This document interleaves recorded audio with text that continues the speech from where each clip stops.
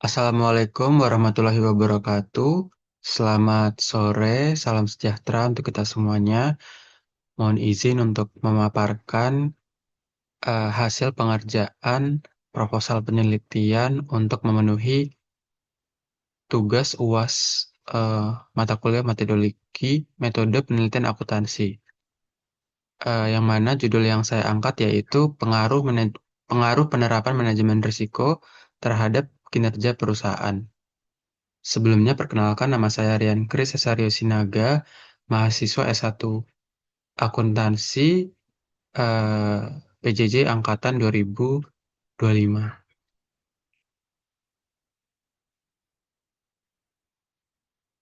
Baik, proposal yang akan dibahas yaitu yang pertama, pendahuluan terdiri dari latar belakang, rumusan masalah, batasan masalah, tujuan penelitian, dan manfaat penelitian. Kemudian bab 2, tinjauan pustaka terdiri dari landasan teori, penelitian terdahulu, kerangka pemikiran, dan hipotesis penelitian. Kemudian bab yang ketiga, metodologi penelitian terdiri dari pendekatan dan jenis penelitian, lokasi dan waktu penelitian, populasi dan sampel, jenis dan sumber data, teknik pengumpulan data, definisi operasional variabel, uji validitas dan reliabilitas, dan teknik analisis data.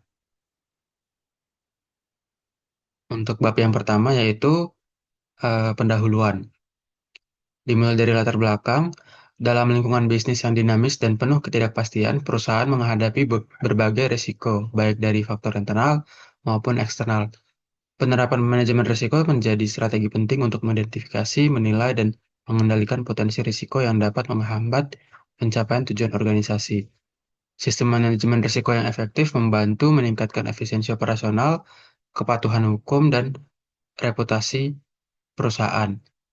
Kinerja perusahaan yang diukur dari aspek finansial dapat dipengaruhi oleh kualitas pengelolaan risiko. Oleh karena itu, penting untuk meneliti sejauh mana penerapan manajemen risiko bisa berdampak pada kinerja perusahaan sebagai dasar perumusan rekomendasi strategis. Perumusan masalahnya yaitu bagaimana penerapan manajemen pengaruh manajemen pengaruh penerapan manajemen risiko pada perusahaan. Bagaimana tingkat kinerja perusahaan pada aspek finansial? Apakah terdapat pengaruh penerapan manajemen risiko terhadap kinerja perusahaan? Artinya, apakah semakin baik penerapan manajemen risiko itu, semakin baik pula kinerja perusahaan, baik itu dari sisi finansial maupun dari operasional. Kemudian yang selanjutnya yaitu batasan masalah. Objek penelitian dibatasi hanya pada satu atau beberapa perusahaan tertentu yang sudah menerapkan manajemen risiko. Kemudian aspek analisis hanya mencakup kinerja pada aspek finansial dan maturitas dari penerapan manajemen risiko, sehingga tidak mencakup aspek lain seperti hukum, sosial, atau lingkungan. Fokus penelitian dibatasi pada penerapan manajemen risiko dan pengaruhnya terhadap kinerja perusahaan. Tidak membahas faktor eksternal lain yang juga dapat mempengaruhi kinerja. Tujuan dari penelitian ini untuk mengetahui tingkat penerapan manajemen risiko pada perusahaan, untuk mengetahui tingkat kinerja perusahaan, dan untuk menganalisis pengaruh penerapan manajemen risiko terhadap kinerja perusahaan. Manfaatnya yaitu manfaat teoritis, memberikan kontribusi dalam pengembangan ilmu manajemen, khususnya dalam bidang manajemen risiko dan manajemen kinerja. Kemudian manfaat praktisnya, memberikan masukan dan rekomendasi kepada perusahaan dalam mengelola risiko secara efektif guna meningkatkan kinerja organisasi. Dari sisi manfaat akademik, menjadi referensi bagi peneliti selanjutnya yang tertarik untuk mengkaji lebih lanjut hubungan antara manajemen risiko dan kinerja perusahaan. Tinjauan pustaka. Landasan teori dari eh, penelitian ini dimulai dari pengertian manajemen risiko. Menurut ISO 31000, manajemen risiko adalah suatu pendekatan terstruktur dan sistematis untuk mengidentifikasi, menganalisis, mengevaluasi, dan mengendalikan risiko. Tujuannya adalah untuk meminimalkan kemungkinan kerugian serta memaksimalkan peluang dalam mencapai tujuan organisasi. Maksudnya di sini adalah bahwa setiap perusahaan bisa jadi mempunyai resiko yang, sifatnya down risk atau eee, bisa jadi dia memberikan kerugian terhadap perusahaan. Nah, biasanya perusahaan akan eee, memberikan tindak lanjut ataupun rencana tindak lanjut pengendalian untuk bagaimana potensi risiko itu bisa diminimalisir. Sedangkan, peluang untuk mencapai tujuan organisasi, risiko peluang tersebut dapat dikendalikan dengan adanya inovasi. Jadi perusahaan akan terus berinovasi supaya perusahaan terus dapat memaksimalkan peluang. Menurut Hanafi, 2013, manajemen risiko merupakan suatu proses untuk mengenali, mengukur, dan mengendalikan risiko yang dihadapi oleh perusahaan dalam operasionalnya. Proses ini mencakup tahapan identifikasi risiko, analisis risiko, penilaian risiko, pengendalian risiko, serta pemantauan dan evaluasi risiko. Komponen manajemen risiko. Berdasarkan KOSO ERM Framework, manajemen risiko terdiri dari 8 komponen utama, yaitu lingkungan internal, penetapan tujuan, identifikasi peristiwa, penilaian risiko, tanggapan terhadap risiko atau risk response, aktivitas pengendalian, informasi dan komunikasi, dan pemantauan. Selanjutnya, kinerja perusahaan. Menurut Kaplan dan Norton, kinerja perusahaan dapat diukur menggunakan balance scorecard yang mencakup 4 perspektif, yaitu keuangan, pelanggan, proses bisnis internal, serta pembelajaran dan pertumbuhan. Kinerja juga dapat dilihat dari indikator-indikator finansial seperti return on assets, on equity, dan net profit margin, tergantung pada jenis dan karakteristik perusahaan yang diteliti. Kemudian, eee, subbab selanjutnya itu penelitian terdahulu yang sudah membahas penelitian yang serupa juga.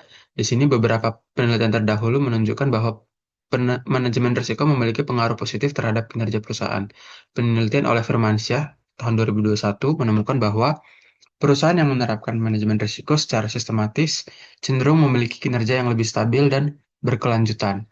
Penelitian oleh Wulandari di tahun 2020 menunjukkan bahwa efektivitas manajemen risiko berdampak signifikan terhadap efisiensi operasional dan kemampuan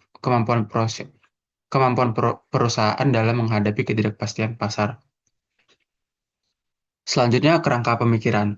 Penelitian ini didasarkan pada asumsi bahwa penerapan manajemen risiko yang baik dapat memperkuat proses pengambilan keputusan, mengurangi dampak negatif dari kejadian yang tak terduga, serta meningkatkan nilai perusahaan. Hipotesis yang direncanakan dalam penelitian ini yang diajukan dalam penelitian ini adalah H0-nya tidak terdapat pengaruh yang signifikan antara penerapan manajemen risiko terhadap kinerja perusahaan. Kemudian H1-nya terdapat pengaruh yang signifikan antara penerapan manajemen risiko terhadap kinerja perusahaan.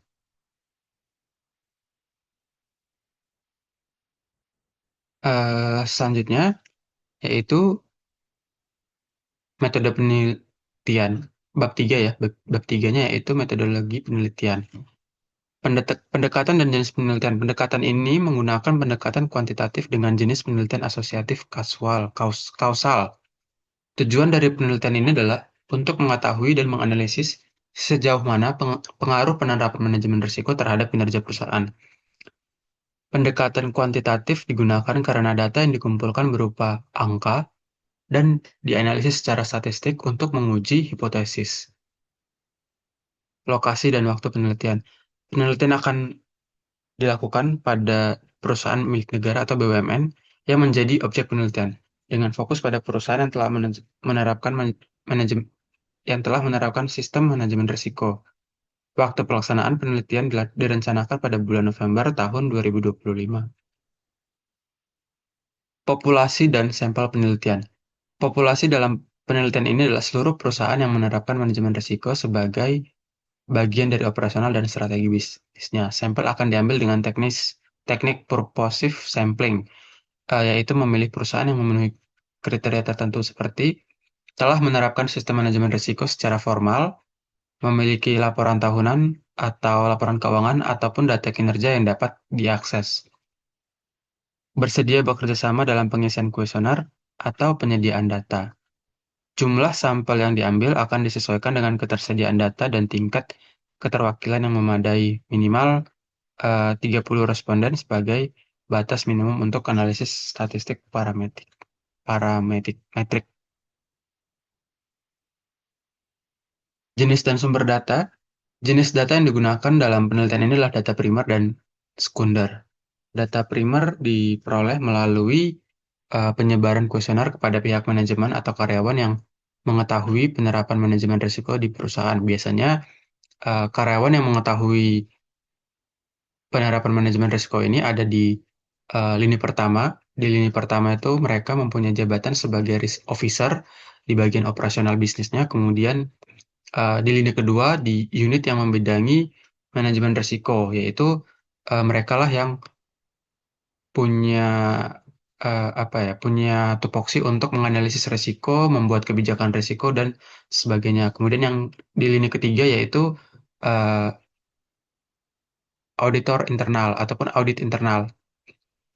Nah, mereka lah yang punya tupoksi untuk mengevaluasi bagaimana kebijakan manajemen risiko di perusahaan telah dijalankan sesuai dengan tujuannya.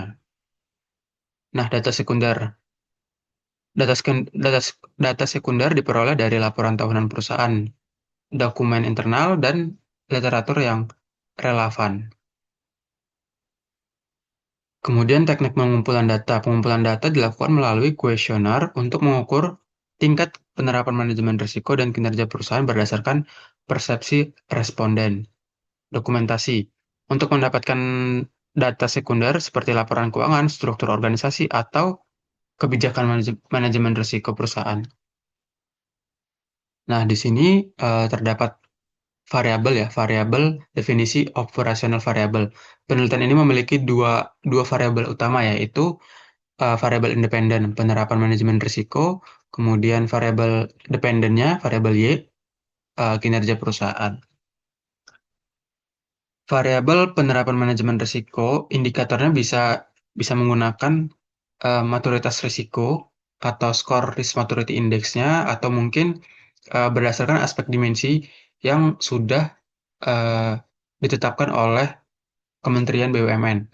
Jadi nantinya di setiap penilaian risiko itu ada 5 dimensi, yaitu budaya risiko, organisasi dan tata kelola risiko, kerangka risiko dan kepatuhan, proses dan kontrol risiko, dan teknologi risiko. Skalanya diukur dari 1 sampai 5. Sumbernya ini bisa dari ISO 31000 ataupun tadi Juknis SK8 Kementerian BUMN. Nah, kemudian variabel kinerja perusahaan atau variabel Y, indikatornya perspektif keuangan nanti bisa menggunakan data ROA, ROI, ataupun net profit marginnya. Skalanya bisa 1 sampai dengan 5 atau nanti bisa disesuaikan. Sumbernya dari Balance Scorecard, Kaplan, dan Norton. Metodologi penelitian yang selanjutnya ini uji validitas dan reliabilitas. Uji validitas dilakukan dengan analisis korelasi person untuk mengetahui sejauh mana butir pertanyaan dalam kuesioner mampu mengukur variabel yang dimaksud. Kemudian uji reliabilitas menggunakan nilai Cronbach alpha dengan kriteria nilai lebih dari 0,6 dianggap reliable. Teknik analisis data. Analisis data dilakukan dalam 3 tahap, yaitu analisis deskriptif untuk mengetahui profil responden dan karakteristik data. Kemudian uji asumsi klasik seperti uji normalitas, multikolinearitas, dan heteroskedastistas. 3. Analisis regresi linear sederhana untuk menguji pengaruh penerapan manajemen risiko terhadap kinerja perusahaan. Mungkin itu saja yang bisa saya Mungkin itu saja yang bisa saya paparkan. Terima kasih atas perhatiannya. Wassalamualaikum warahmatullahi wabarakatuh. Selamat sore, salam sejahtera untuk kita semuanya.